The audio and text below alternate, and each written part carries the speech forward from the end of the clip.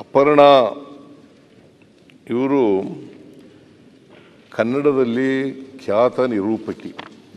ಈಗ ಇತ್ತೀಚೆಗೆ ಮೊನ್ನೆ 2-3 ದಿನದಿಂದ ಕಾಲವಾಗಿದ್ದಾರೆ. ಅವರು ಚಿಕ್ಕಮಗಳೂರು ಜಿಲ್ಲೆಯಲ್ಲಿ ಜನಿಸಿದರು. ಆಮೇಲೆ ಸಿನಿಮಾದಲ್ಲಿ ಪುಟ್ಟಣ್ಣ ಕಣಗಾಲ್ ಅವರ ಚಿತ್ರ ಮಸಣದ ಹೂವು, ಆ ಚಿತ್ರದಲ್ಲಿ ಮೊದಲನೇ ಬಾರಿಗೆ ನಟಿಸಿದ್ರು. ಅವರು ಬರೀ ನಿರೂಪಕಿ ಅಷ್ಟೇ ಅಲ್ಲ, ಸಿನಿಮಾ ನಟಿನೂ ಕೂಡ ಆಗಿದ್ದರು. ಆಮೇಲೆ ಸುಮಾರು 10 ಸಿನಿಮಾಗಳಲ್ಲಿ ನಟನೆ ಮಾಡಿದರು. ಅವ್ರದ್ದು ಭಾಳ ಜನಪ್ರಿಯತೆ ಬಂದಿದ್ದು ಯಾವುದರಲ್ಲಿ ಅಂತಂದರೆ, ನಿರೂಪಕಿಯಾಗಿ ಅವಳಿಗೆ ಒಳ್ಳೆಯ ಹೆಸರು ಬಂದಿತ್ತು.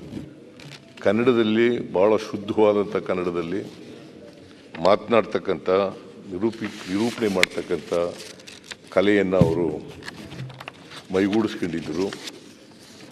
ಅವರು ಇತ್ತೀಚೆಗೆ